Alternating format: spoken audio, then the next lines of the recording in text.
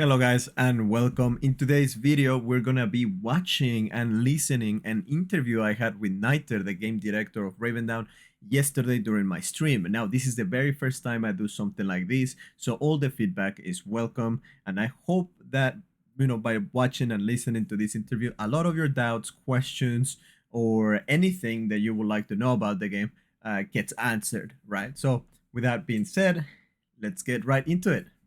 What? Sorry, sorry. How you doing, man? Good. You're good, man. I apologize. Yeah, I'm just here to having a ask. They're all asking me a bunch of questions. I told them to give me any good question. I would Yeah. be happy to mention to you, right? But Yeah. yeah, No. Of course. And I just want to say, I'm not. I won't shout the stream out in the Discord just because usually it devolves into thousands of people or yeah. whatever No, just saying nerf this or buff this. yeah, But you're obviously welcome to put this on YouTube just like Jonah and yeah. Nazori did. But yeah, I really just wanted to hop in and answer any questions or anything like that. I also, just for your chat's sake, and if you do put this on YouTube or whatever, just to kind of explain the balance patch lightly. I do ramble though, so apologies. Feel free to just cut me off anytime you want. But ultimately, I spoke on Nazori's stream before this balance patch about how we plan to take a different approach to balance patches moving forward in terms of just how significantly we make changes, bringing everything up instead of nerfing things down. And I just wanted to clear up for a lot of people who were kind of wondering if that was our plan and why this balance patch. To be clear, this balance patch has obviously been in works for 2 weeks. First we have the design phase, which takes its time. We need to go through the data, make sure that we, do a lot of internal testing, a lot of DPS testing. We're able to check those numbers on the test server very easily.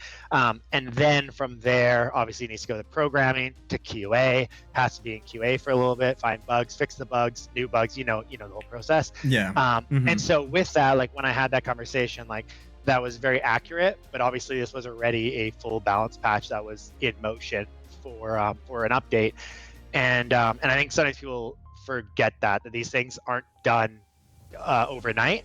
Some things are done really quick, and some things we're able to do really quick, but some things are not able to be done really quick. And so with that, one thing I did mention kind of in just the minor announcements, but I do agree that because people seem to think that I make every single decision, and while most stuff does go through me at some point, we have a studio of over 50 people.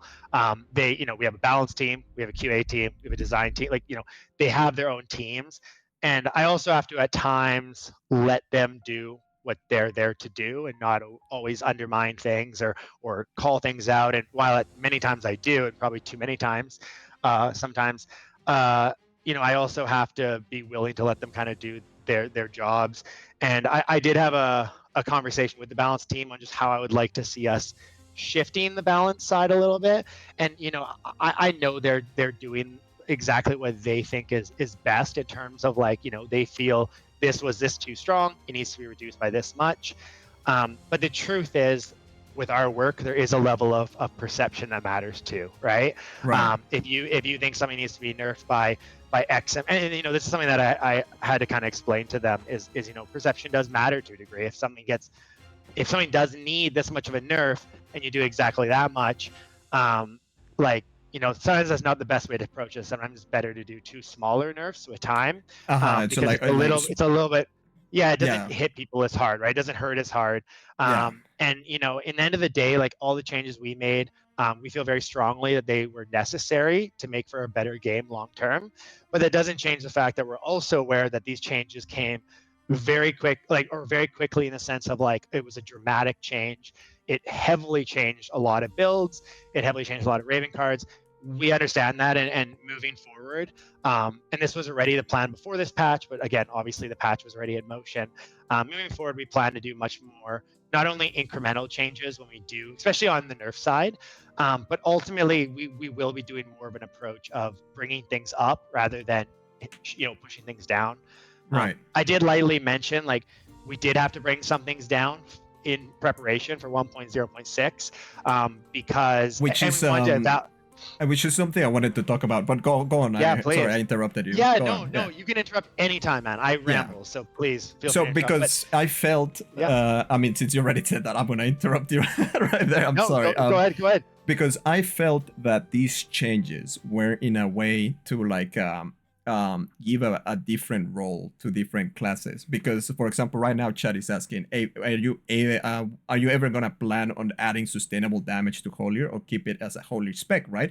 And to me, these changes were more as in, okay, we need to start like shaping what the group content is gonna be, as in you kind of want us to start grouping, as in we need a healer now, because if a single class can be the sustain of every other class, you know, a single archetype can sustain every other combination, then what's the point of having all the roles, you know, like, you know, that's yeah, absolutely. So you nailed it there. One thing we are trying to kind of take back a little bit is just the amount of sustain that everyone has. Don't get me wrong, we understand that like warfare still has a lot of sustain, and that very well may change. Like, one thing to preface everything with is we are constantly making changes. We might make changes that aren't correct. Maybe we'll make a change that, you know, a few days later we'll be like, we probably shouldn't have made that change, maybe we need to revert it. But you know, in the end of the day though, like, the changes we push through are the ones that we think are important. If we're even batting at like 60%, we're pretty happy with that, because 40% maybe we miss on, so we improve that by another 60%, and eventually, you know, it continues to be a smaller and smaller margin of things in the game. So again, let's say there's like 10 things that need to be buffed and nerfed, and we get 6 out of those 10 right. Well, okay, next week we correct those 4 and we get another 6. You know, that's kind of the idea. In the end of the day, we're never going to do every single change perfectly, and we understand that, but definitely when it comes to kind of the changes made, some of it was, yes, how do we reduce the sustain in some ways?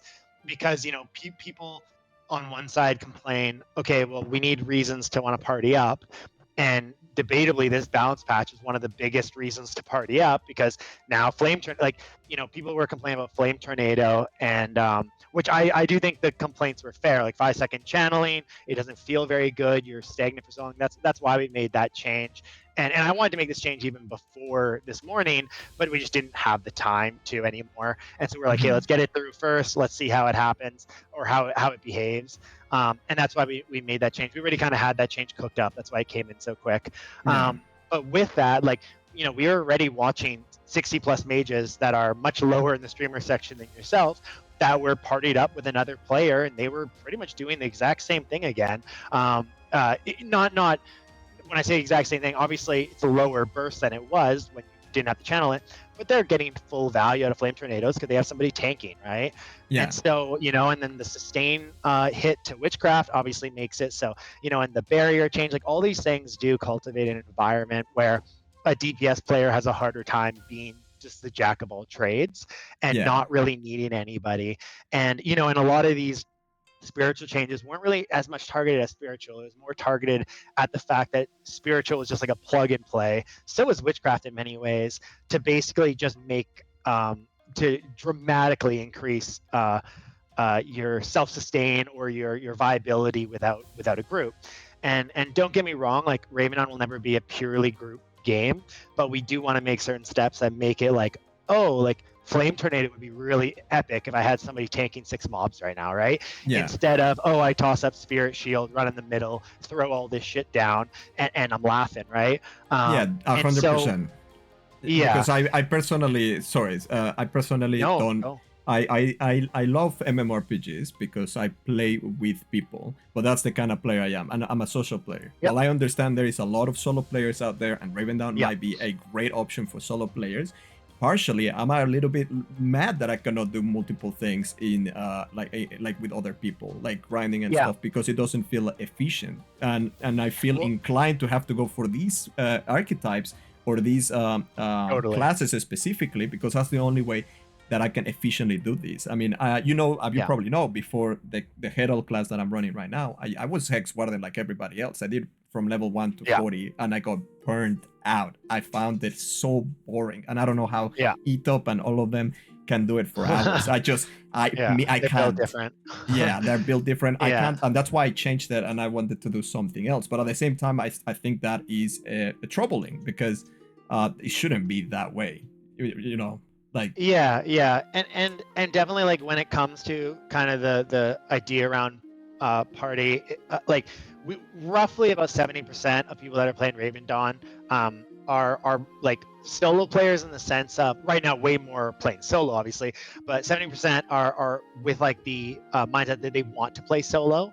And so, like, they're more like solo MMORPG players, and while people say like, oh, why play an MMORPG if you want to play a game solo, it's different, right? Because it's the same idea as like, why does someone want to go to the mall by themselves, right? Well, they still want to be around people, they just don't want to go with a friend, right? Yeah, they no, just go I with understand that. Yeah.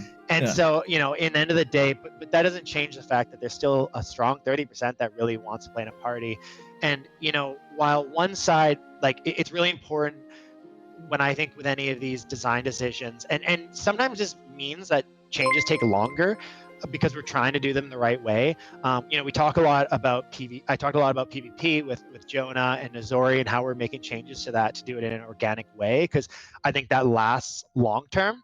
But yeah, you know, there's obviously artificial ways we can do it. We're saying like, oh, every time you kill someone, you get 10,000 silver. Like, yeah, PvP would skyrocket, but it wouldn't feel right. It would feel weird, you know? And it's the same with parties. Like, yeah, tomorrow we can make the party EXP bonus 5,000%, and everybody would party up, and the whole game would be a party. But we want to more look at how can we make it so you have that feeling of like, hey, I want to hit up my buddy because he needs to do this build so we can go grind this place together, because he'll be so epic if he's able to hold mob while I spam, you know. And so that's kind of what we're trying to do. Obviously that takes more time and more changes and more testing of those changes and seeing how they play out. You know, we have more party changes coming in 1.0.6, and we'll continue to have more rolling out, but it is a balance of, okay, how much is just hard numbers, increasing hard numbers, and how much of it is finding ways to encourage us in an organic way. And we do feel like the reduction in sustain makes that important, but we also have to remember that, like, it's also important that players can play alone, and without any sustain they can't do that. So don't get me wrong, it is a constant, you know, it's like pin the tail on the donkey. Like, sometimes you miss it by 6 inches and you're closer, and it's really just trying to, you know, I understand. At the end of the day, I understand what you're trying to say. Yes. I mean, you see it in the tavern, right? Like, you know, you make a balance, and one side's screaming that you didn't nerf this, one side's screaming that you didn't buff that. You know, everyone says like, "Duh, just do this." Well, there's 5,000 people screaming at each other that they're right and they're wrong, right? So, in the end of the day, it's not just listen to players, because it absolutely isn't. Because if you just listen to players, you're going to get 8,000 completely conflicting answers. And so while we do obviously listen to what people say, and that is a big part of it, you know, we have to take it with a huge grain of salt. And instead, we look at that as like the building point. So if, you know, we see a lot of people saying, oh, this is too strong, like Mage AoE, we go from like, okay, well, let's try this in our internal environment, and let's run some DPS tests and see, like, what is this compared to X, Y, and the other builds. And like, keep in mind, like, we have data on every single, like, what percentage of each archetype is taken, what combinations of each archetype are taken, what percentage of each skill is taken, what percentage of each Raven card is taken. Like, we can see all this to like the exact number, and so we get a very good idea on like, oh, like 40% of people over level 60 that are running wizardry are doing these exact 3 abilities. Well, these abilities are probably an outlier, you know. There is something going on here. Why is the other options? Like, why is the other archetypes not? Yeah, why is the other archetypes not viable? Why is people not taking the other options, right? And so on. So you gotta make them more appealing. And sometimes nerfing is part of making that other option more appealing. And I completely understand. And the nerf, again, the nerfing to AoE is a little bit in preparation. Well, some AoE, I should make clear, is in preparation really for 1.0.6, because we do have some progression changes that will make some adjustments to how AoE farming behaves. It'll definitely make it somewhat easier for everybody, not just for certain builds. And so we felt it was important to bring these down before that comes in, because if we didn't, well, okay, now they would be thriving like the same that they were, but probably double, and every other build would be coming up. So it was one of those things where we did feel like they did need to get hit with a nerf bat. And while we understand that causes frustration, and that's why most games don't like to nerf stuff, they only like to buff stuff. This was a situation where we did feel it was important to nerf these things, and we knew there would be people upset, and that's so normal. Again, I've been an MMOR player all my life. I've been in every WoW Discord. I see when a balance comes in and everyone is screaming for 2 days, and that doesn't mean that we're not listening, because obviously if everyone knows, like last night until 1 a.m. I was in the Discord reading messages, responding to the people that were level-headed, but and then obviously back up for the patch this morning. But we're obviously there and we're listening, but we also need to take things with a huge grain of salt, right? In the end of the day, if every time we nerf something and someone complains, we revert the nerf, well, no nerf will ever go through, because no one ever wants to see their build or class or anything get nerfed. I got a question that I myself am very curious about. Are the PvP and PvE stats or do they scale differently? Are they separate? Can you guys control both interactions? Sorry, are you referring to when we see how well something performs in PvP versus PvE? Is that what you mean? Exactly. As in the I don't know, the abilities overall. Do they have different behave differently in PvP to PvE? Oh, sorry. Does one ability do more in PvP than in PvE, for example? Exactly. Yes, but it is a blanket rule. So there's not like this ability does more in PvP and PvE. It's like a blanket rule across all. So for example, crowd control is 50% lower in PvP, or rather it's double in PvE. So we have certain rules like that. There are not many of these. We definitely plan to have more in the future, especially with the addition of Guild Wars as well as Arena. We will definitely have specific rule sets for that. So for example, in Guild Wars, there will be a slight nerf to AoE, just because of the nature of how that's going to behave. It's gonna be, and obviously, AoE fest, literally. You don't want 15 people running into each other and just spamming AoE. So there will be adjustments for that. And for Arena, there'll be certain abilities that are changed, but not currently for just open world, other than again the blanket rule set that we have. I asked that. I asked that because I felt like many of the people in my guild and because we run Herald, right? A lot of people were mad because not only we knew that on the PvE side we were gonna be fine, we knew that, but on the PvP side we were like, damn, how is this gonna affect us? And that little doubt that I had in my head, I was thinking whether did it behave differently or not. But you just answered my question. So let me I have one here, but I think you already answered it, which was ask as many questions as you want, or your chat. What is the process of what is your process of identifying which builds are performing above their target balance? But you already answered that. I'm pretty sure you did with the whole explanation you just gave us, so I'm pretty sure.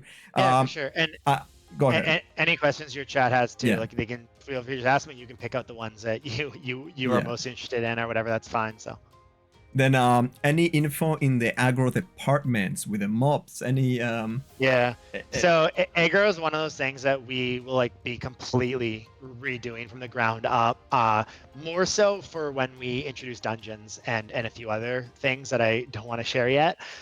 In terms of overall roadmap, I haven't really shared this too much, but 1.0.6, we have way more than we keep doing this with every patch. We end up doing way more than we expect. But originally it was going to be for basically the community land editions and a couple small things.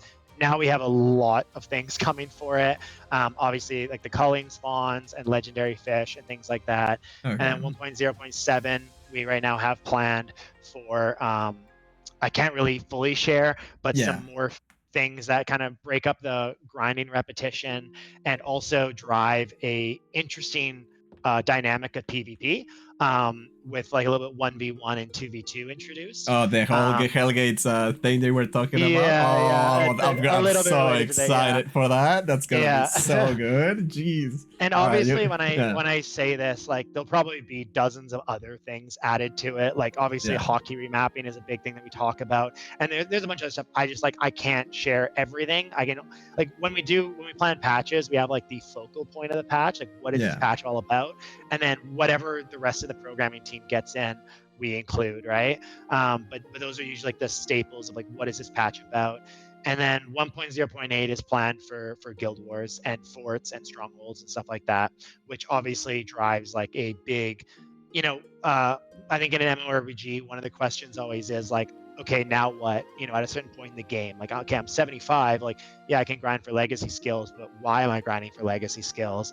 And so we feel systems like that are incredibly important to give that reason of like, oh, because like this Sunday, we have guild wars and we're fighting over forts, so I want to beat the fuck out of this guild, so I better go get my legacy skill, Yes, so that's kind of how we approach that. But then looking at like dungeons and stuff like that'll probably be the next update after that. I can't say that for certain because like obviously these things are a ton of work. Yeah, don't worry. And we all like what will probably come first though is world bosses. We already have a design for world bosses, and actually some really cool mechanics. And I don't mean mechanics in the sense of like the boss, because obviously the boss will have mechanics, but in terms of mechanics of like they won't just be like run to the world boss, tank and spank it, dead, and everyone run away. We have some kind of cool ideas around how do we make this like a much bigger event than just killing the world boss. I can't share too much on that, but there'll be a lot of like I think most people are gonna be really excited about what all comes with world bosses and what that looks like. Yeah. That's gonna be really cool. I'm excited for that. That's great, because that actually answers a couple of the next questions I had, which was about the group content, right? We had some ideas to share with you, something like do you think would be possible to do, for example, Rangers Company in group in the future, right? Like as in an interesting task, a hard task in group that you need a group. So like today one of our guildies shared like the idea of, okay, we already killed the black dragon, right? But what if one of the Rangers Company task was like you and your group, max 6 people, something like a challenge, and be like, you gotta go deal with it. Yeah, that's a really cool idea. Yeah, that's actually a really cool idea. Especially if we were able to make the bosses like scale to some degree, so it's like okay, you can go kill Black Dragon at any point. That's definitely a much larger task. Undertaking. But I do think it's a really cool idea. I think that's kind of how we see the role of dungeons in many ways. Right. Kind of filling that feeling of like, hey, let's group up and let's go do this thing. But in terms of Rangers Company, like that kind of goes into my discussion earlier about organic reasons to party up. And right now the Rangers Company system is obviously just not conducive to wanting to group up, because it's just not at all. Right. Trying to find the same task. Good luck. Exactly. Right? Yes, and we spend like 20k silver trying to find the same task, and we finally find it. We got together, and it's like, but it cost us 20k, it's not right? Worth it. Like, exactly. It's not worth it, right? We do have changes coming to that in the near future as well. Not for 1.06, but hopefully 1.07 or before that, maybe even, where we have a few ideas on how we're doing it, but essentially we're going to make a way that you're able to get a task with your party instead of, and whether that means that you share it with your party or you guys can re-roll together for like the same price, things like that. Yeah. There's a few ideas we're working through. Obviously, some of these can be abused, so we have to be very careful with how we approach of course. things. Yes. But we definitely, like, that's another one of those things where it's like, okay, well, even if you make even if you make the party bonus really good, even if you make the game mechanics encourage grouping up, and then the day, if one person gets a Rangers task and another person has a different one, you're still not grouping up. So that's another thing that we are changing as well. And then on top of that, I've already shared this many times in the tavern, so I'm fine sharing it, but we are changing the Rangers company system to not be time gated, but instead be charge gated. So instead of like every 2-4 hours, you can go get a task. Instead, you'll get a certain amount of charges with basically like 2 days that you can hold. So you can not play. It's not gonna, you're not gonna have to play every day to do them. But essentially, instead of doing every 2-4 hours having to go do one. You can do a Just a handful at a spam. time. Yeah, you can do like Yeah. you can save 2 Yeah, days of Rangers task and then just exactly. do them Or all if in you're one a day. if you're a casual player and you only have 2 hours to play, okay, you can just grind through them all then, That is a and really fantastic get the change. Yeah. yeah, and with that, obviously, when the party change comes in for that as well, it'll be even more desirable because you log in, message your buddy like, hey, let's go grind out a Rangers company task together. We can do it a little more efficiently because there's 2 of us. And don't get me wrong, like these tasks will you'll still each have to get your own level of experience in it, but you'll probably have a little bit of a bonus towards that, kind of in line with the party bonus. So there will be a little bit more incentive to doing that with a group. But we'll always be careful to make sure that no one feels like I got to log in and now find 3 people to do Rangers company tasks with. We'll always avoid that as well, but we do want to make sure that the most important thing is we want to make sure you don't feel discouraged from playing in a group. Like that's a terrible MMO design, and one that we admit that has been in Ravendawn. Like most of the time it feels punishing to group up with people, if not for like a certain specific way of grinding or a certain specific boss. It usually feels punishing, and that's not a good design, and something that we're working to improve and change. And we feel like we'll hit that pretty soon here. So. That's awesome to hear. So I have a question about the patch notes. This question is about the new system that you teased. That I actually mentioned it on the YouTube video about the Culling Spawns, where you guys mentioned that. Man, I'm trying to go back into it. Sorry, you mentioned that players can collect these cool eyes and turn them into the Rangers Company Grandmaster Maxor in South Gladmire for a substantial reward of experience and down essence. Is this gonna be a single location for the entire map? As in, if I am grinding over at Glesforge, let's say, do I need to grab my boat, go across the water, and go all the way to South Gladmire to deliver, or is there gonna be multiple places to deliver? For sure. So there's a chance that for a couple places we will have like an additional spot to turn them in. Right. However, there to kind of go on this, there's a couple things. Obviously, when we shared the Culling Spawns, like we have like 20 pages of like restrictions and things to consider with the design that we didn't share, right? Like people ask, yes, of course. oh, can I deposit them in a mobile bank? No, of course not. Yeah, no. But obviously we don't want to make the patch notes 20 pages of boring shit either, right? When it comes to the turn-in location, we understand that obviously having a single location makes it more dangerous, but the truth is having 2 or 3 doesn't help that much, because at the end of the day, if there's a culling spawn in Glaceford, everyone's going to camp the turn-in Glaceford. So we do like the single location. We might add another 1 or 2 in the future, especially as the map grows. However, to be clear, we are likely going to have some form of mechanic that makes it so that spot can't be camped. One of them, for example, is possibly making Glademire permanently a safe zone and or a safe zone when a culling spawn is happening. There's a few things we're working on, or for example, you cannot be killed within in Glademire when you're carrying culling eyes. Like there's a few things we're working on there for it, because we know obviously like it's a small fort. If people are just sitting there all day, it's going to be brutal. It's going to be terrible, right? Yeah. But it can be abused. It can be funneled to other people. Totally. Right? Totally. There's so many things to consider. That's why I was wondering, right? And this is we're asking. And this is the thing with like anything we work on. It always obviously upsets me to a degree, but obviously more because it's like kind of attacking the team.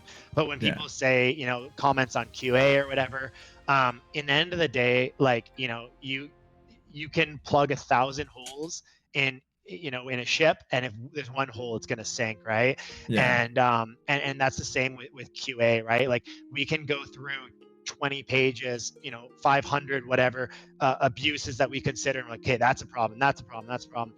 But if one gets through, people are like, oh, how did they not think of this? And it's like, yeah, of course, in hindsight, we're like, well, yeah, I wish we would have caught that. But at the end of the day, they don't see the other 499 things we catch. And that's fine. That's part of our job. I'm not, but sometimes I do think it's important to defend that team, because I know how difficult QA is, and how, it doesn't matter if you have 10 people going 12 hours a day, 16 hours a day on something, sometimes things get through, and that sucks. Because you can do a patch with 500 changes, and there's one thing that goes wrong, and it's how did QA not catch this? And again, it's fair. Like we always have to get better, and we are constantly trying to improve. And we've learned so much in the launch of Ravendawn. It's been pretty crazy, and I know looking forward at Steam release, which will be in the future here, and we know that's going to bring an insane amount of players. We also have plans for a pretty big marketing push with that Steam release, because our original launch, we didn't have any money to do that, right? And now we thankfully do. And so we know that we're going to have another gigantic wave of players with that. And so this whole experience has taught us so much on processes that we can do better. And I think we handled things pretty good, considering the size of our team, but also how new we are in many ways. This was our first major launch.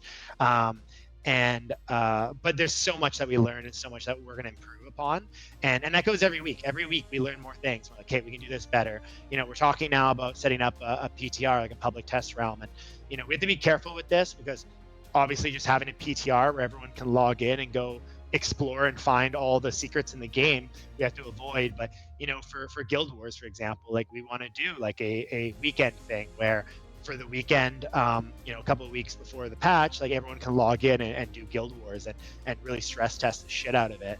That would be fantastic. That would be really freaking good. And a little bit of a spoiler here, but we have pretty big plans for the Guild Wars stuff.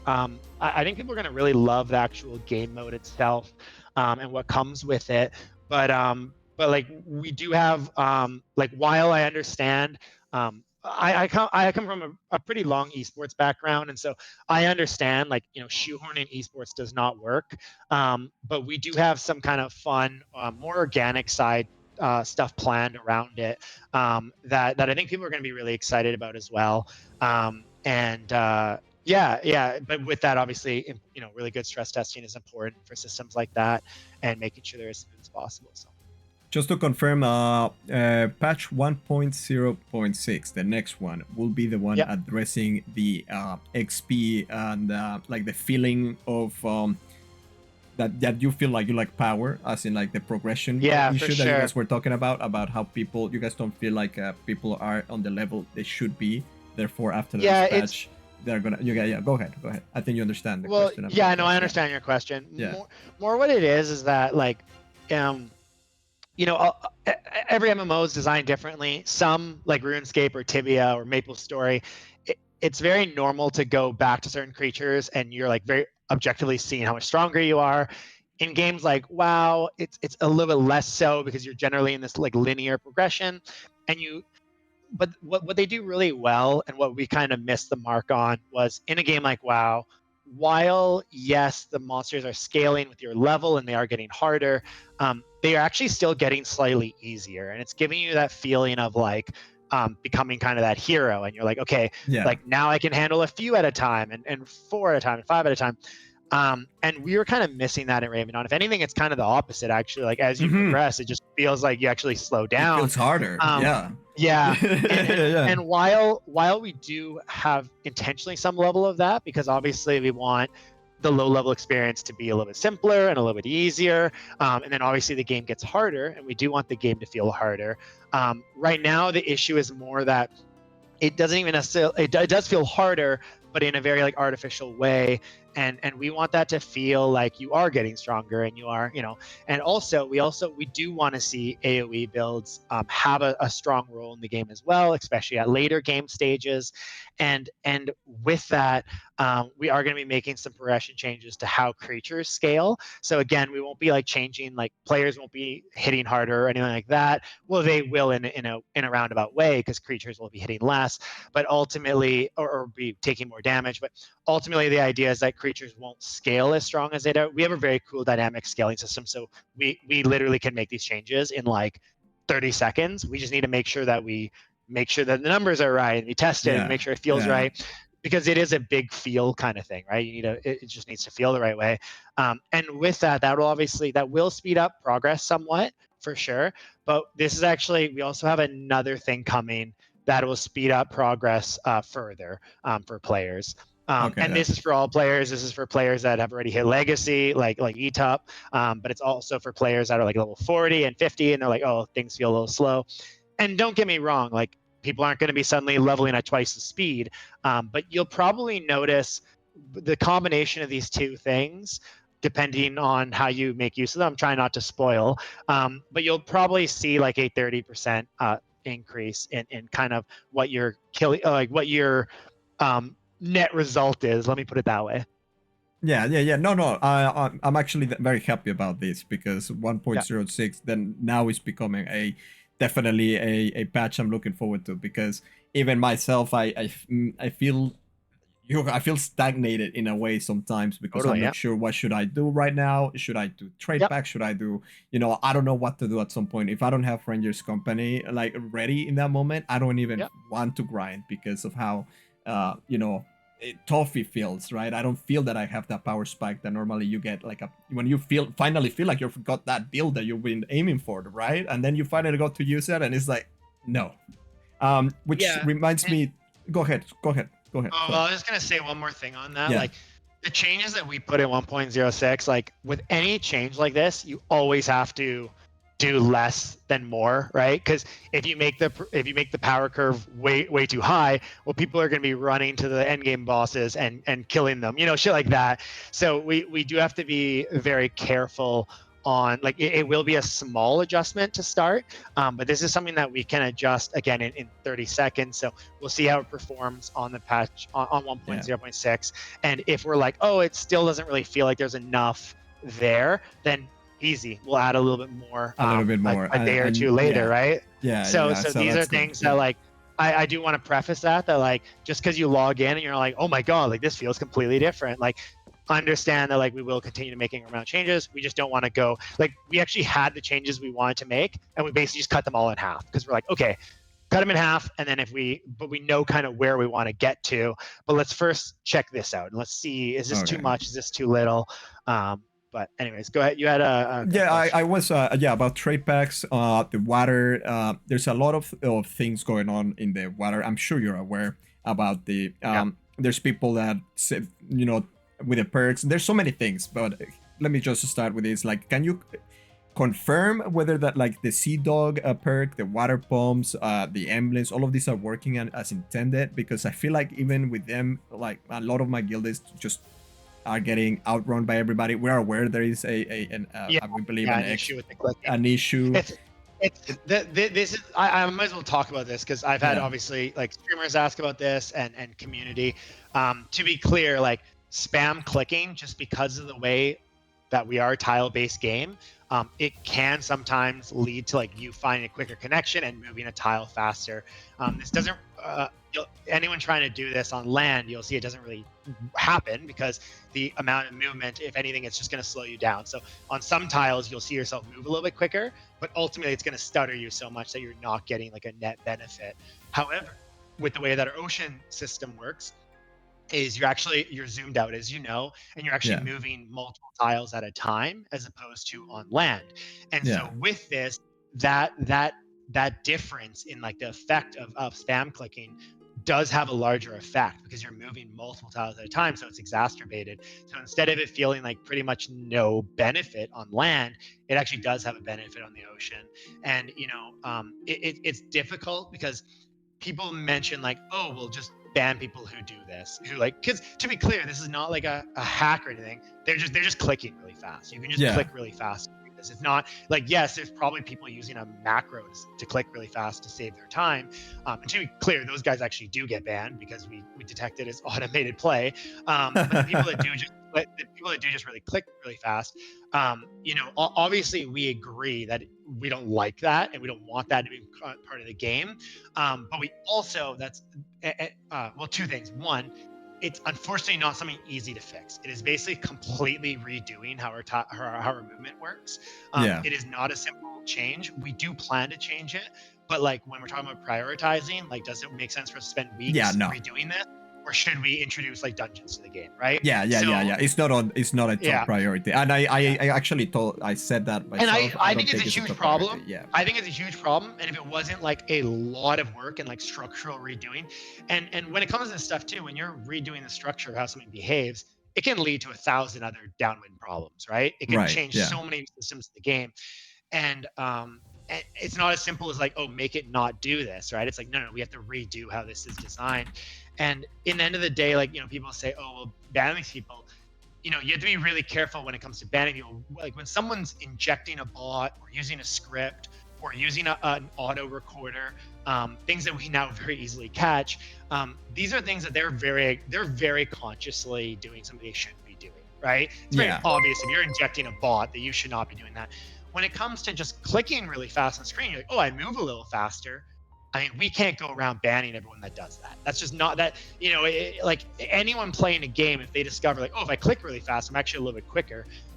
Those generally, you're not right away going to think, oh, I'm going to get permabanned for doing this, right? Right. And while, yes, it is technically abusing a feature in a way, it is one of those things that we wouldn't just start throwing bans around for it. Because also, like, keep in mind, like clicking really fast, like it's going to also trigger somebody just opening supply bags. You know what I mean? Yeah. And so don't get me wrong. We totally agree it's a problem, and it is something that we definitely will fix.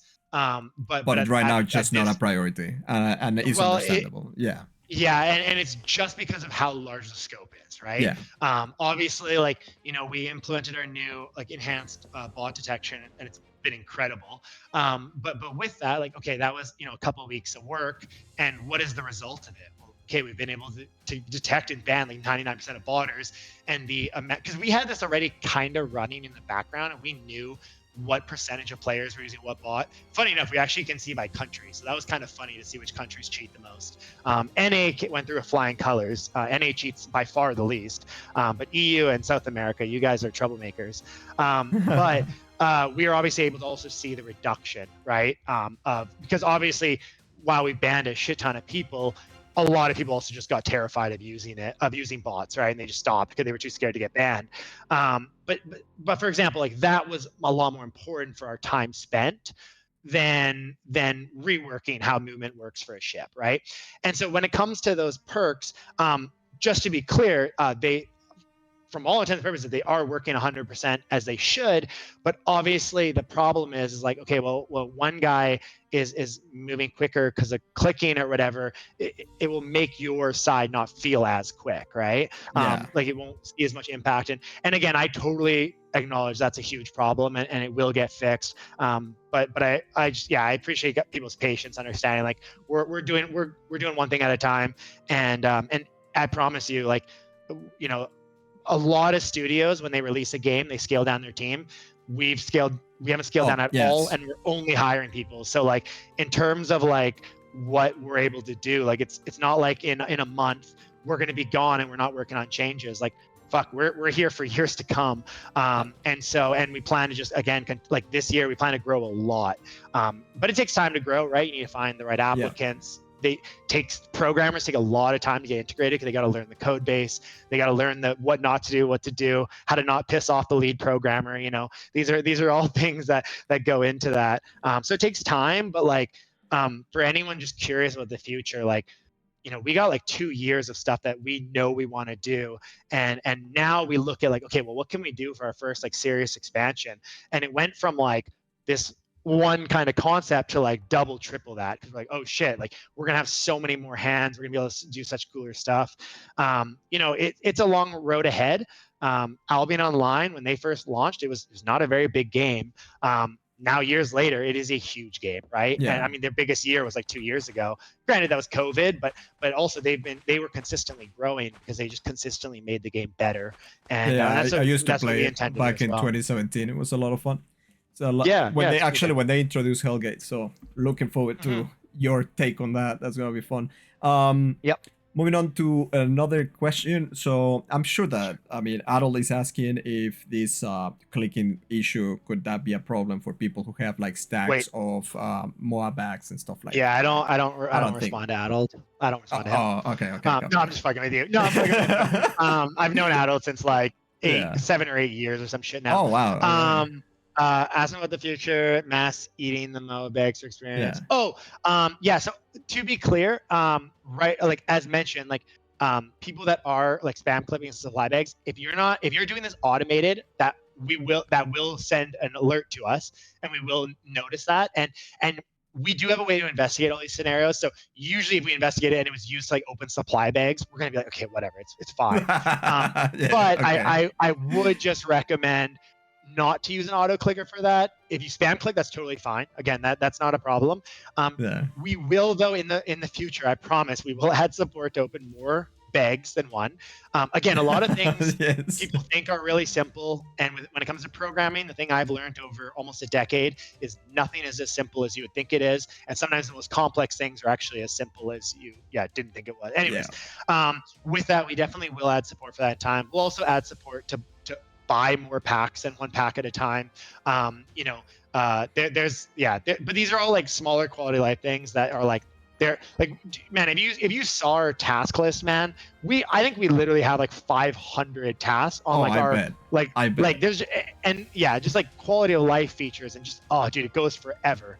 Yes, I mean, all I gotta say, that UI you got for the house decorations, brother, I don't know, man. Yeah. That thing drives me crazy. The UI teams actually already worked on the change to that, so it will now like highlight the ones you own and all that shit. No, I get that. Thank God. And it's kind of funny because like in the open beta, like we had like 5 decorations, so no one said a word. Well, then we added the trophy system, and now suddenly there's like 60 fucking things. And so these are things that's like, people all the time are like, oh, why didn't they notice this in the open beta? And it's like, well, one, more came to the game between the open beta and launch, but also two, like, dude, the open beta, like at most times there was like 200 players online. Like, of course we didn't notice everything. Like, it was like, it was such a different time, and again, like I said earlier, like we're learning so much every fucking day, every week. And we'll continue to improve. Like, continue doing what you're doing. Honestly, like, I mean, I know you get like a lot of shit every day, but man. Like, to be fair, some of the shit I get is some of the shit I get is deserved, right? Like, we make mistakes, and we understand that. Some of the shit I get is also just, borderline schizos, and I also understand that. And I know how to separate the two. But then at the same time, like, we are also learning really fast. Like, every day there's new stuff that we're like, oh man, there's such a better way of doing this, and this, and again, like, we've been working on this game for well, I guess 7 years now. Definitely, obviously, a ramp up period in the last 3 years, but with that, like, we've learned a million things on the way, but this has been like getting put through the fire in terms of learning things and getting better at things, and adapting, really, like, it's the problems left and right, new problems that you never faced before, and so on. And I completely understand. And listen, like, in the end of the day, like, I do always make clear, like, while I know we've done a lot of things really right, and I know we've done some things wrong, and there's been some short sights, it is one of those things that we'll continue to work at it, and we'll continue to improve the things we're doing. But in the end of the day, like, a lot of studios, especially studios our size, before a game ships, they usually start working on the next game already, where they already have it in like the concepting phase and stuff. Like, we haven't even, like, even if I brought it up in the studio, like, hey, what do we want to concept for our next title that's like 8 years away?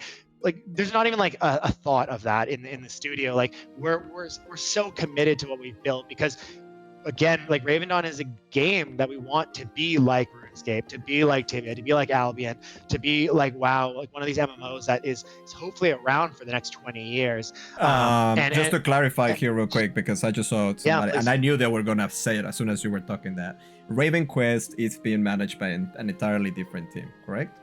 Yeah, so essentially Ravenquest is fork development. So the code base has many similarities in sense of, like, if we make a change to like let's say that, like, the northern like the Elder Coast and Frost Steppes, right? Yeah. If we add this to the world map and the creature and design stuff, like, Ravenquest does have that, right? It is that fork development where they're able to to utilize that. However, in terms of like the blockchain side and stuff, like yes, that's a completely separate team, right? Because obviously those are different types of developers, and that is why the Ravenquest team did just grow the CM team behind it. And this is something that I'm happy to talk about because as much as people don't want to admit it, I am very open about this kind of stuff. In the end of the day, part of our studio does love blockchain development, and while I also will completely ignore, like, listen, I have a lot of problems with Web3 development. I have a lot of problems with NFTs and play to earn and all that stuff. I also think there's some really cool elements of it, but that doesn't change the fact that I stay very far away from that Kool-Aid in the sense of we get invited like paid trips to so many like Web3 developer conferences and blockchain conferences, and some that I've almost wanted to accept just because like one was in Japan, which would have been really cool because I've wanted to go there for forever. But I also, oh man, I really apologize if anyone from this space, and I'm sure one will, this space can be a little weird sometimes. Sometimes it feels like people drink the Kool-Aid a little too hard, and I think there are some very interesting elements of it. I think there's also a lot of really shitty elements of it. Just like when the internet first started, it is a scammer's haven, and that really sucks. It really sucks that it really sucks that the reality is probably 90+% of projects and things in that space are just vaporware or just predatory, and that does really suck. And if anything, it's really, I think, tarnished it for a lot of people that genuinely do love it. And I can tell you firsthand, there are developers that work in it or that build those models and those economies that really do love it and really do think they're making something special.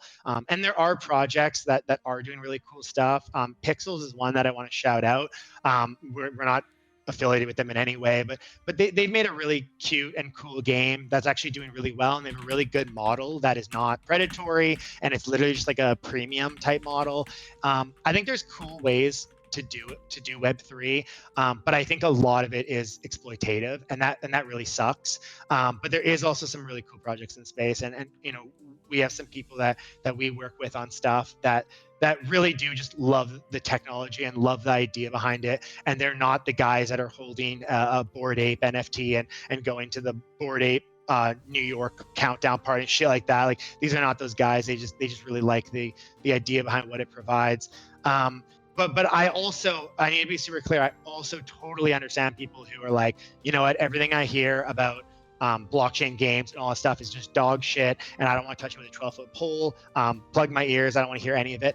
I think that's totally fair, because in the end of the day, it is something that there is a lot of dog shit in it, and you know, and if you don't like that style of game, or that play and earn model or whatever, that's just as valid as saying like, I don't want to play a pay to win game, right? It's just as valid, and that's why we don't cross market the two games, because we do understand that these are two different communities. But 100%. The truth is, the other side. Yeah, the other side is also just as hostile towards Web 2 or traditional gaming, right? They're also like, why the hell would you play a game that you can't earn from, right? And don't get me wrong, like I've been playing MMO since I was like 7 years old, right? Like I go very far back, and obviously, you know, I played MMOs, and I've done arena boosting, and I've done all that shit. I've done. Sorry. I would like. I'll just finish really quick. Sorry. No, please. I ramble, I know. All I just kind of wanted to clarify is because these are two different demographics, two very different communities, and that's why we don't cross market the two. But at the same time, like, I do need to say, like, most big studios in the world, and medium-sized studios and small studios, you know, Square Enix is working on their side of blockchain games. They have really good PR teams to hide shit, right? And I've always been open about it. Like, people ask me on a live stream with 4,000, 5,000 people watching, and I talk directly about it. Not this stream, but like our streams on ours. One day. And I talk very open about it. And obviously, if I was smart, I would hire a PR team that would make you know, like a lot of big studios do. But that's just not how we want to do things, because in the end of the day, like, I'm proud of the things we make, and I'll always be public about them. But at the same time, like, it's important to remember there are people that work in these spaces, in blockchain development, in any of that, in play to earn games, that really do love that style of game and what they're building, and the development behind it. And there's people that hate it, and if they don't want to do that crossover, they shouldn't have to. And it's the same for players. But yeah. So here's two questions that I think are Yeah. pretty good. Especially this one. I'm gonna start with this one. In Legenda asks, normally in all MMOs, low-level players provide items to high-level players. This way the low-level earns money. This is not possible with the current craft system because of using how the legacy level, you get all this experience through crafting. And right now, everybody wants to level up. We would like to hear your take on the situation at the moment, because clearly the market at the moment is pretty crazy. You're pretty much losing money because everybody wants to level up, right? So we'd love to hear your thoughts on the situation. So this is kind of like a catch-22 in the sense that on one side, the argument can be, okay, well, it's like everything's like you're losing money by crafting because there's such a demand to want to create stuff. And then what that that's kind of the problem is, okay, if I want to level up my crafting, like I'm actually just like I'm burning money constantly by doing it. But that also, when I say it's catch-22, is like the other side is also kind of equally as bad, right? Where it's like there's just an abundance of materials, and the truth is having a system where you get EXP and there's an incentive for everybody to partake in crafting actually does help the market in some ways. Don't get me wrong, it's one of those things where it's a game economy is incredibly fickle. The smallest little change can have massive ramifications, and we've seen that with today's balances. We've seen that with when we just one new trade pack gets unlocked and the price of that material goes from 30 silver to 500 silver. We see this constantly, and in the end of the day, like I think there's always like small little incremental changes we can make, and maybe what how we approach that to make it a little bit more palatable for a new player to get into a profession without being like, oh, I'm just burning money to do this. There are adjustments we can make, but the truth is that any adjustments we make will very likely also see the inverse effect, where now there's a kind of a new problem that stems from that. A player-driven economy is always going to be very hard to manage, but don't get me wrong, I do agree there's some changes we can make, and there's some things that you can kind of consider on how that looks, but it's a pretty big can of worms to open. Because I do agree. The community, I think the community of a game is the most important, and then second, the economy of the game is the most important, right, to keep a game alive. And the other question that they were asking, which I'm pretty sure you already answered before, but nevertheless I'll ask it. Are there any plans, which I'm sure there is, but let's just hear it from you, of more maps, new regions, and this kind of stuff in the future. So one thing I'll quickly mention, this was a while ago. I haven't been reading chat because I've been walking around my office. I do have like I can't remember the name of that mic, but the same mic that most Shure SMB or whatever. I do have a very good mic when I do live streams. When I'm working though, I just use a basic SteelSeries headset, and I usually I walk. I'm very like big pacer, so throughout the entire day when I'm in meetings, I'm always walking around like my living room, my office, stuff like that, and that is why the mic sucks. So I do apologize for that. I've heard myself in like I can't listen very long, but I've heard myself in like my call with Jonah and Zori, and I'm like, oh my god, my mic sounds awful. But I appreciate you guys bearing with me. Maybe in the future I'll find a different setup. But anyways, your question was kind of like, do we have plans for kind of more content regions? And I mean, it's kind of like, do we it's how? Yes, no. Like, it's an insane amount, man. We have like, and we're so excited about all of it. Like right now, we have like 3 primary expansions we want to do that we're so torn on wanting to do like all 3 of them at once because we love all of them. They all have their own kind of narratives and definitely have a heavier narrative part to them, but we just like love all 3 aesthetics and all 3 styles and all 3 stories, but they're all like very different stories, like the way that they behave with the world, where they are, why they're there.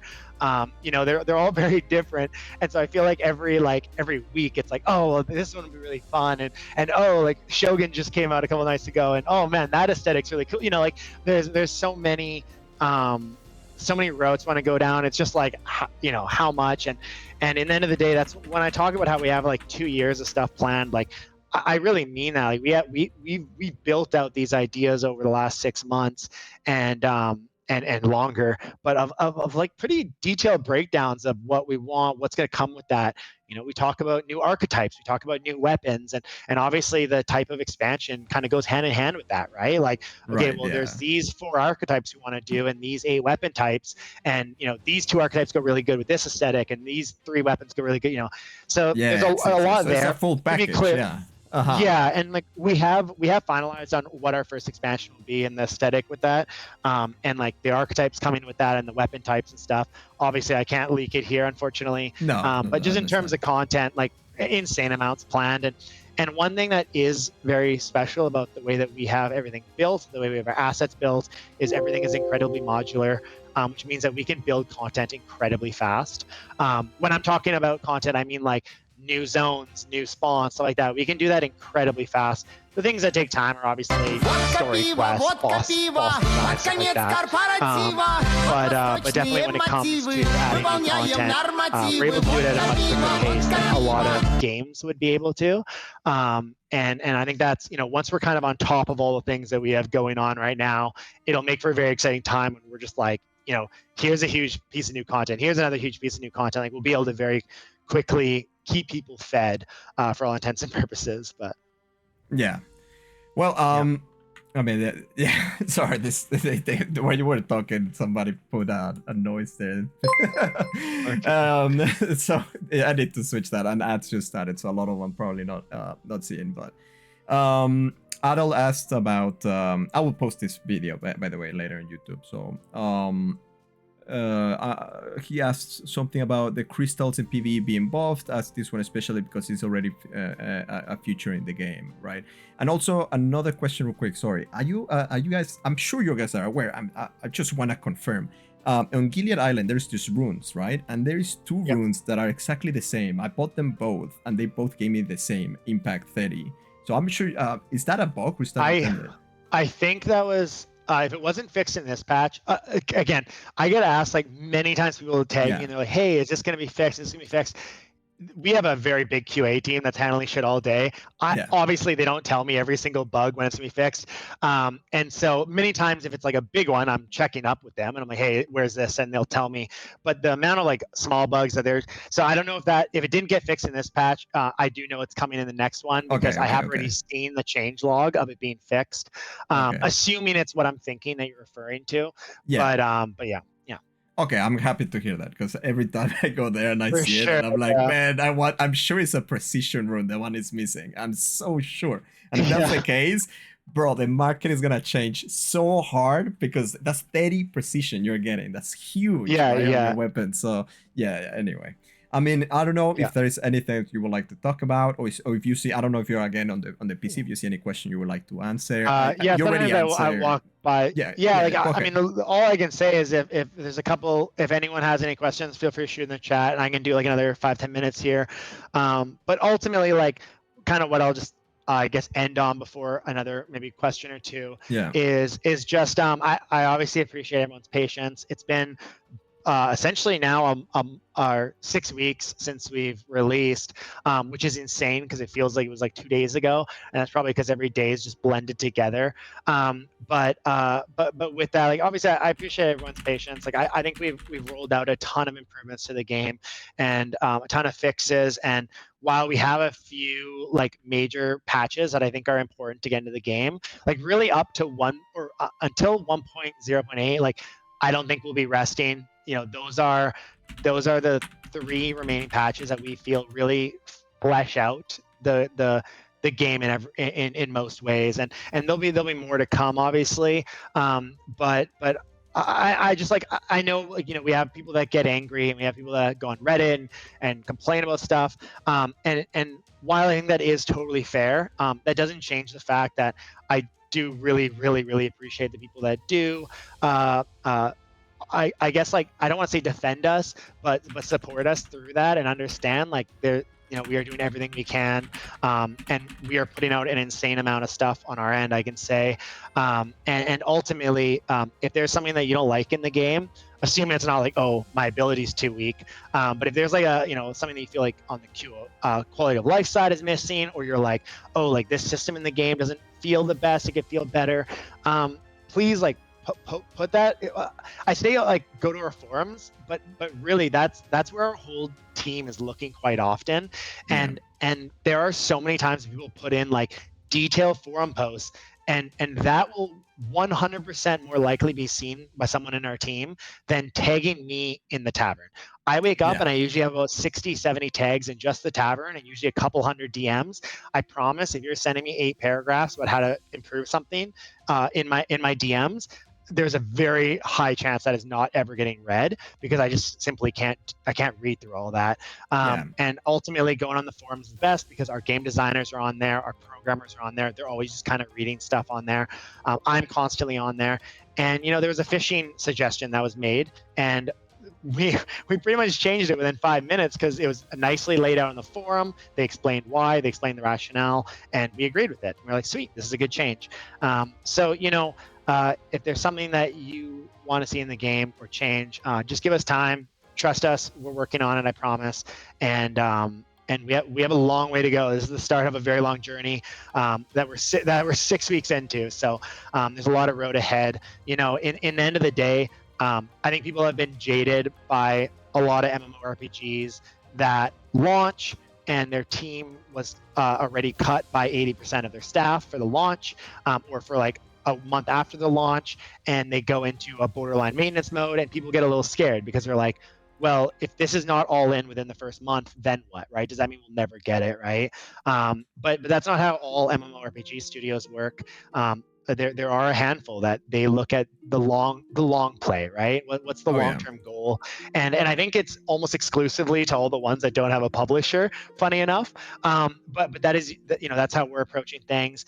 And while yes, a lot of MMORPGs, they see like, everyone's seen all the headlines of like, Pal World drops 80% of its players in the first 2 weeks, and New World drops 90% of its players in the first month, or whatever figures they are. One, I can say our player retention has been absurd, which we're very, very fucking proud of. And we likely will share some player stuff in the near future. Obviously, it's not super common for games to share this, because usually it's more just used by doomers. Like, oh, it went down from this number. It went down 3% today. This shows that this patch sucks. Be ready for when you do the Steam release to get a lot of that. After a month or two of the Steam release, right? And they're gonna use 100%. The Steam release as reference all the time, And it's really funny when you see it like with again like New World's launch, like. They hit numbers that no one ever believed was fucking possible. Insane. It was insane. Yeah. And then they drop like 90% the first month, and everyone's like, "Oh my god, the game's dead." It's like, what do you mean? This is still one of the most played games in the world right now. What do you mean it's almost dead? And like, I understand that maybe for Amazon and whatnot, like, okay, if they lose 90% of their players, maybe that's not a number they can support. I've always been very transparent about this, Ravendawn.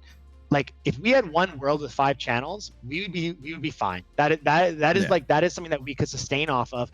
And like, even if tomorrow we lost 80-90% of our players, dear God, I hope we don't. But let's just say we did. Like, we would also be fine, right? And the fact that 6 weeks post-launch we still have the retention that we have is a really good sign for the future. And again, we're just getting started. We have so much stuff coming. Steam release. I can't share other things, but obviously there's other things that are coming as well that I'm sure people somewhat expect. And with that, like we just feel it's important first to build out the things that we think need to be in the game before that comes, right? Before we go onto Steam. And it's one of those things that like in the end of the day, they'll always compare you and a lot of people know that obviously we've been quite. I don't like talking about them too much because people also use it. But there's another game that we're very similar to that obviously a lot of people compare us to, and since launch, like we've been pretty well crushing their numbers in terms of current and daily active users and stuff.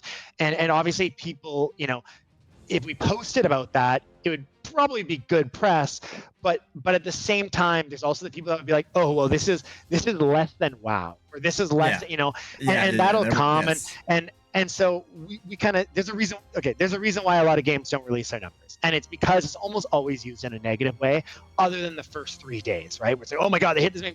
That, of course, that's not sustainable, right? Like if we're at the top, or if we're at the top of MMORPG.com with a thread that gets 100,000 eyes, well, hey, like the truth is probably 90% of those players are not going to play past the first hour, because they're going to log in, be like, oh, let's try this game out. I've never heard of it. They'll play for an hour and be like, oh, I don't like this game.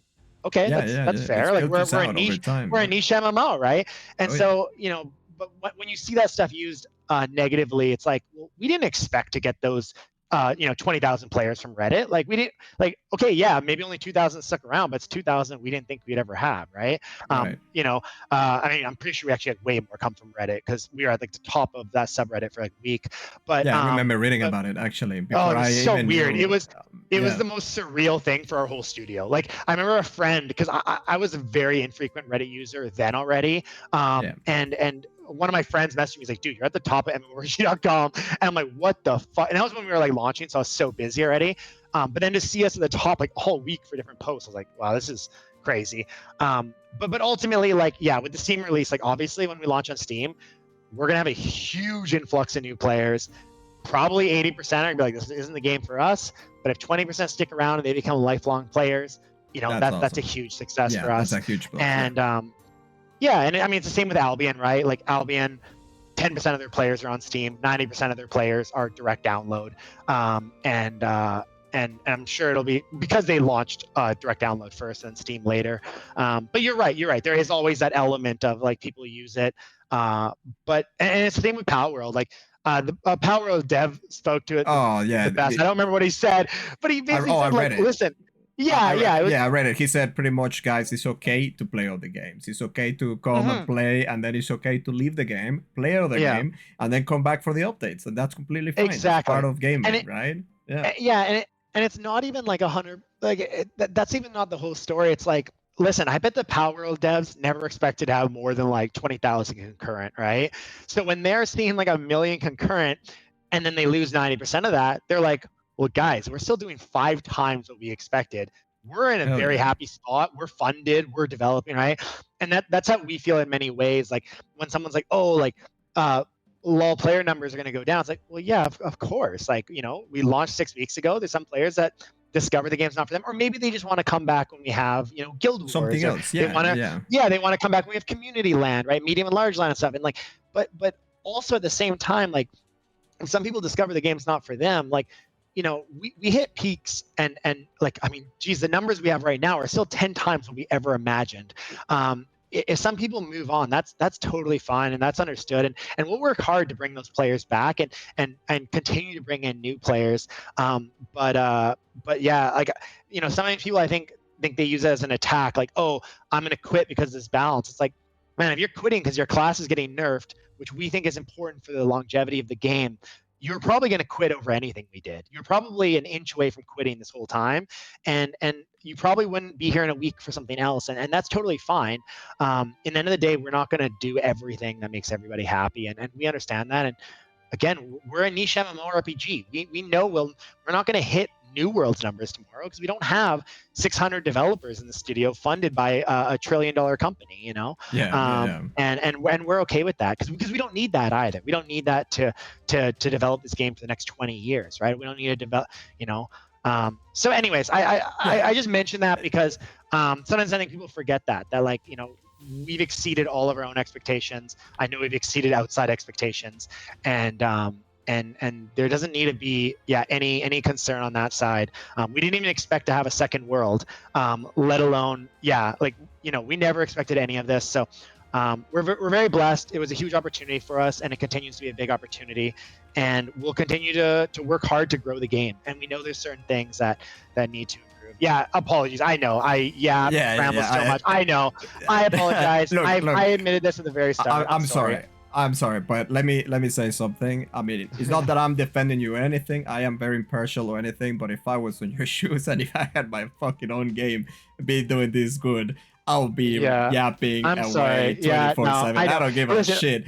you know, get called out, get whatever. I don't care, man. I'll Nah, be it's yapping all not the even. time too, bro. Like It's that's it's fucking not awesome. it, You're doing it's great. not even Yeah. just in this. I'm just a yapper in general. I come from like I have a European family, and those fuckers talk. Like I'm the quiet one in the family. Like we go like I remember growing up like my mom's from Austria, and we go visit family, and we go to a restaurant. We'd be there for like 8 hours, and they would Look, never shut the fuck up. dude, I'm And so Mexican, like bro. Like we come from big there you go, families. yeah, of We course, are yappers yeah, as well, dude. So yeah, don't worry, yappers. man. So Yeah, yeah, yeah. so So I wish I yeah, could say it's only because I love the game that we're building and stuff like that, but I'm just a yeah. talker. I'm just a talker. Yeah, don't worry about it. Quick By the question way, about. Sorry, go ahead. yeah, Go go ahead. ahead. Tell me. Just quick question about Quickfire. It's been a lot. A lot of people ask me about Quickfire. Though we plan to do a like more melee spells like the to count as basic attacks, or is Quickfire the only exemption? Exemption that being the archer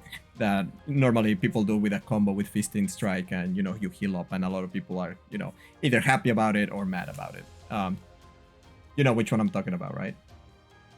Yeah, sorry, just on Quickfire in general.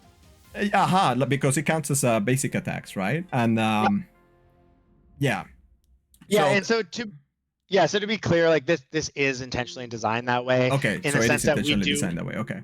Yeah, we do want Quickfire to proc as if it is a basic attack. This obviously makes it way harder to balance, and it was something that the balance team already like before launch was like, can we just change this to just be an ability? And I was pretty clear that I would like it to stay as considering as like multiple auto attacks, because I think it leads to some it leads. Whenever it comes to anything with balance, the more interesting something is, the more fun it is, the harder it is to balance, right? It's why a lot of games eventually every class basically do the exact same thing, because it's just easier to balance the game that way. And I'm always telling the balance team, like, guys, like, don't like just because Shadow is low on AoE, don't add in 3 new AoE spells to Shadow, right? Because at the end of the day, Shadow's just going to feel like everything else. And exactly, they have to stay unique. So if not, they lose the essence of the archetype. And exactly. I agree with that. And so it kind of goes the same with Quickfire. It does make some balance situations harder. I get that, and it means that it's sometimes tough, because sometimes like we nerf a certain ability and people are like, well, this ability wasn't really strong to begin with, but it's more a piece of the puzzle that makes something really strong, right? And that's why at times balance can be really tricky, because one side will be like, okay, well, this ability feels shit now in my build, and it's like, I understand that, but it was incredibly broken in this build. And yes, sometimes there's ways that we can nerf things that it doesn't impact the other build, but it does impact this build. But at times there really isn't, and we do have to just understand, like, okay, this is really broken, we need to adjust this, right? And that kind of came down to the witchcraft thing in many ways, right? In many ways, witchcraft was like we talked at the beginning. I think we talked, so we don't go back at it. We talked about that on the beginning, and I do agree with you. I think the changes were correct. Maybe like you mentioned that he already mentioned, for those who did not come, they are planning on switching the way they introduce these changes in the future. So that's very nice, because it did felt like all these changes at the same time, people feel overwhelmed. But then I actually played as soon as the game launched. I was testing it myself, and then I felt like, okay, it's not that bad. Maybe Worms got hit a little bit there, but Worms can be used in different ways, right? Like, and that's why we brought Worms up. And to be clear, part of the reason that we hit Worms as much is because it's not meant to be like a purely sustainability, right? It's meant to be a bit of a snare. It's meant to do damage. Exactly. It has other utilities. Right? Like you can use it as CC. You can use it as getting exactly damage and so on. And that's exactly what we were doing. After that, I realized that it's no longer my oh shit button. It's no longer my it's not a exactly. But now I am using Fisting Strike as my oh shit button. So hell yeah, you buffed that one, and then that one is my oh shit button, right? But anyway. Yeah, and I totally get that. And again, like we have made clear that we plan to do more like smaller incremental changes in the future. But this balance patch was already cooked for 2 weeks, as mentioned. Awesome.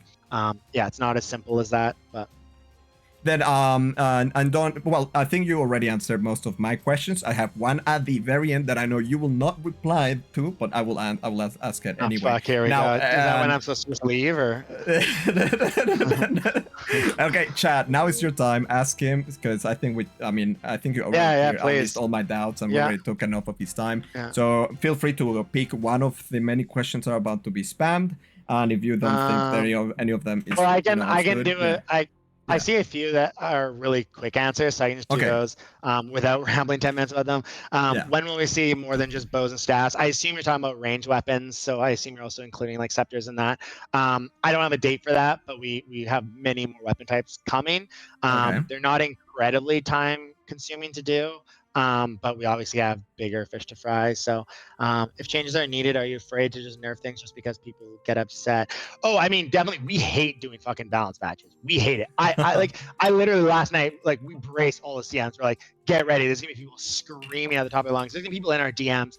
I had like over 100 people spam DMing me telling me to kill myself. I'm kind of used to it at this point.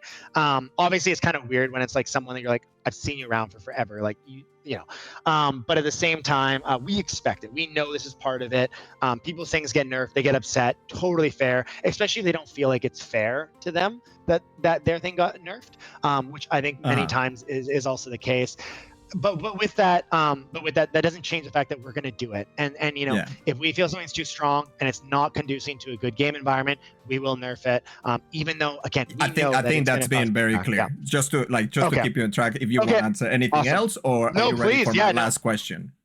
Yeah. Well. No, all good, man. Go last question. All right. You don't need to answer it. I know you won't, but I need to ask anyway because it pains me. Okay. How do I make that dynamic event possessed by resentment get triggered? It's driving me insane. I cannot sleep at times. Possessed by resentment. Oh, he hanged up. He left.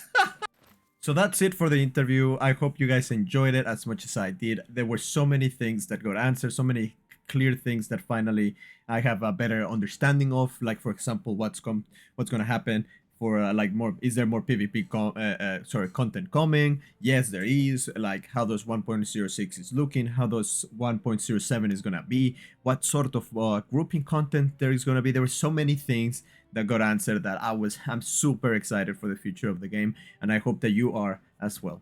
Well, with that being said, I am Toto Torres. It's been a pleasure talking with you guys today. Take care of yourselves. Don't forget to leave a like and subscribe, and I'll see you in the next one. Take care.